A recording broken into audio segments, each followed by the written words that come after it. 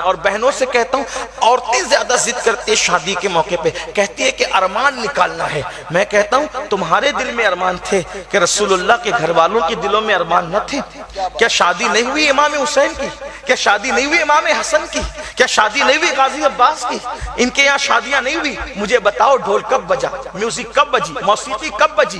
اللہ اکبر۔ وہاں تو ناچنے کا تصور تو دور کی بات ہے، اس گھر کی عورتوں کے تو چلنے کا یہ عالم تھا کہ جب وہ خواتین چلتی تھی تو چلنے میں ان کے پیروں کے نیچے اگر کوئی چونٹی آ جاتی تو چلنے میں بھی اتنا احتیاط تھا کہ پیر کے نیچے کی چونٹی بھی نہیں مرا کرتی تھی۔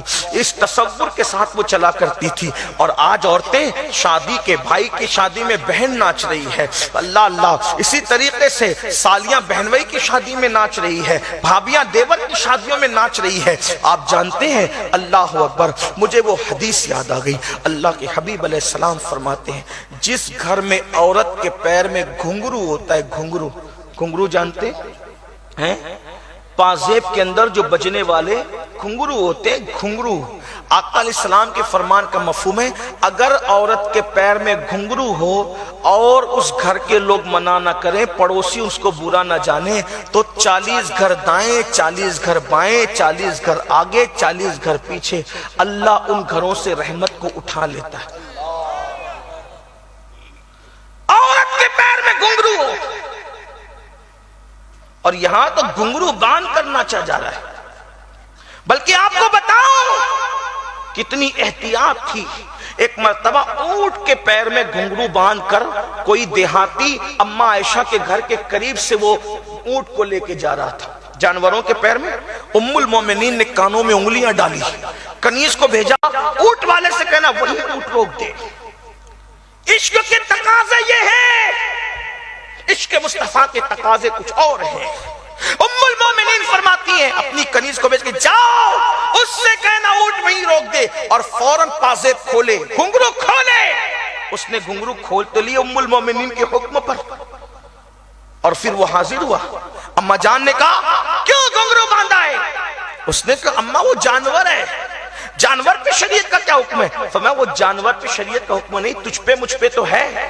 جس آواز کو میرے محبوب مصطفیٰ جان رحمت نے ناپسند کیا ہے وہ آواز ہم کیسے سن سکتے ہیں؟ کیا بات ہے؟ بتاؤ ان آواز کے جواز کا ہمارے پاس کیا ثبوت ہے؟ اللہ کے رسول علیہ السلام کے کانوں میں تو بانسری کی آواز آئی، بانسری کی، حضور نے انگلیاں ڈالی، اور ہم کیسے کیسے میوزک سن رہے ہیں۔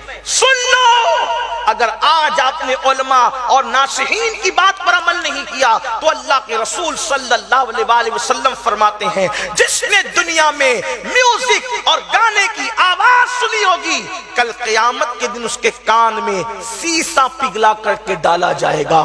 اگر کان میں گرم تیل چلا جائے تو ہمارا کان کس قدر بے چین اور بے قرار ہو جاتا ہے، بلکہ گرم تیل کی بات جانے دو، اگر نہانے کے درمیان کان میں پانی چلا جائے تو دیر تک کے انسان کو قرار نہیں ملتا جب تک پانی نہ نکل جائے۔ اپنے حمام کا پانی اگر کان میں چلا جائے تو انسان اتنا بے چین ہوتا ہے۔ جب جہنم کی آگ پر پگھلا ہوا سیسا ان کانوں میں میوزک اور گانے کی وجہ سے ڈالا جائے گا تو اس وقت ہمارا کیا بنے گا؟ انسان اپنے آپ پہ تو رحم کیوں نہیں کرتا؟ اے مصطفیٰ جان رحمت کے کلمہ پڑھنے والے، تو اپنے آپ پہ رحم کیوں نہیں کرتا؟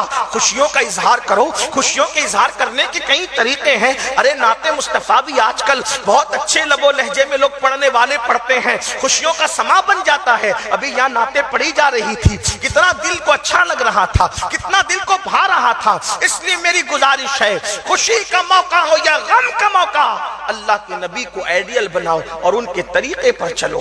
بلکہ شادی میں تو یہ ہوتا ہے، اور شادی کی ہی سب خرافات اور بدعات پر جاتی ہے۔ جیسے مثال کے طور پہ لڑکی ڈھونڈنے سے لے کے نکاح کرنے تک ہر جگہ بدعت